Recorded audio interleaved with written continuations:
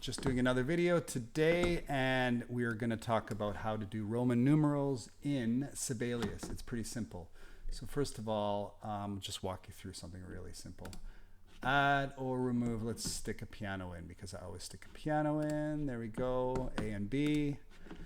So there we have an 1, 2, 3, 4. Let's make it a 4-bar loop. So let's delete this one. We'll go to notations. Where is it again? Delete. So we just delete these two right here. We got a 4-bar section here. Now we're gonna hit, I got my keypad here, so let us do a simple progression. Let's go 1 to 5 to what else can I do? Then we'll do 4 or something different, and then we'll go back to 1, right? Boom, boom, boom, boom. 1, 5 in first inversion. I'll talk about that in a second. That's the 4 chord. I guess that could be in first inversion too. Let's talk about first inversion chords. That's the first inversion with the A in the bass, back to C. Now here we're going to select this to make it really fast, and you hit Option on your Mac keyboard, and then you have the top there. Boom, C. So let's just keep it simple. Like E, that's the third of the chord, C and E. Then we got B, we need a G up here because it's in first inversion, the 5 chord in first inversion. Then we have A, we need an F, the 4 chord in first inversion. And finally we have to resolve to C. Why not? Okay, let's hear what that sounds like.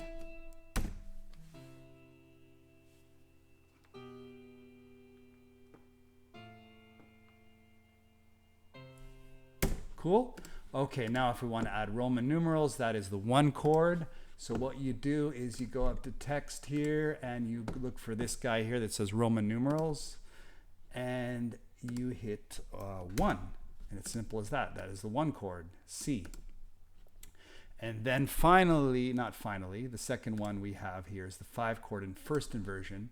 So then once you've used it, it actually shows up here used.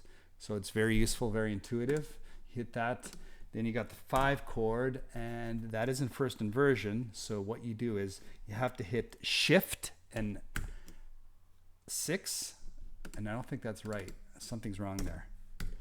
Okay, I guess you just hit 6 and it shows up like that. It's if you want to hit a 6-5 underneath. Okay, I'll talk about that in a second. Anyway, you got the 5 chord in first inversion, and then we have the 4 chord in first inversion. Again, it's up here. So we have 4 IV, and then all you have to hit is 6. Okay, and then finally we are back to the 1 chord. What you can also do is sometimes I do this, I copy paste, and that becomes red, and you just move it there. Let's hear that quickly. The tempo is too slow, sorry. Cool, that is all right. Okay, so that's how you do Roman numerals. Now, for example, I'm going to do something fancy here. Actually, what should I do? I'm going to show you another technique here too. So you're going to select everything, and just for fun, I'm going to throw this. Add from notes. So we're going to add chords. Let's see what happens. This shows up, and I just hit OK, and nothing happened. Never mind, that was a dud. That was a failure. Okay, let's say this is a 5-6-5 chord, which would have the F in it, right? You hit Shift and 2, and usually it shows up underneath, because if you hit Shift and 2, it's the interval underneath. So that is now a 5-6-5 chord. So how do I make that a 6-5? You hit Shift, hit 6, and then you have to hit Shift 5. Cool, and becomes a 5-6-5 chord. And if you know your music theory, that's the 7th. Okay, and etc., etc. Say I wanted this to be a 5-6-5 again. So 5. What would be this 5-6-5? I have to think carefully. Hit Shift 2, and you got the E in there. Okay. A, the E is the 7th, and F is the root. So they want to make this a 5-6-5. So you hit Shift. I guess you could just hit Shift 5. No, that does not work. So you have to not hit Shift. You hit 6, and then you hit Shift 5, and then you got a 5-6 chord.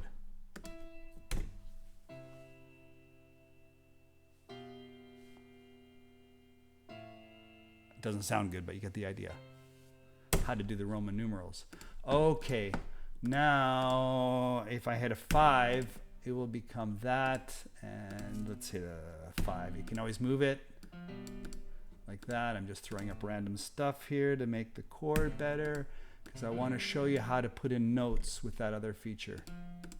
And then let's hit a 3, 3. Good enough. This will sound horrendous, but let's go.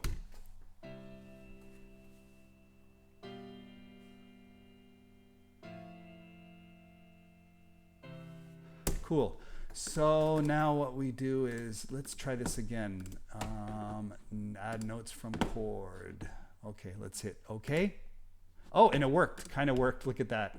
We have a C, G7 on mitt 5, which is what we did. We don't have a fifth there, which would be the G. Now this is weird. It's calling it an A5 flat 13. That's not really what I meant it to be, but you get the idea. I would have to adjust that. Again, you saw what I did. Add from notes, blah, blah, blah. It didn't add C here. That's interesting. What if I was to hit a G? Now we'll do it for sure.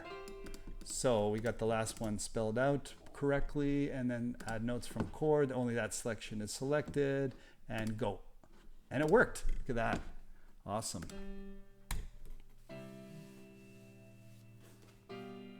Gotta speed up the tempo. Cool, you get the idea. Okay, I'm gonna upload this and I will do some more Sibelius tips and tricks. Talk to you soon. Bye for now.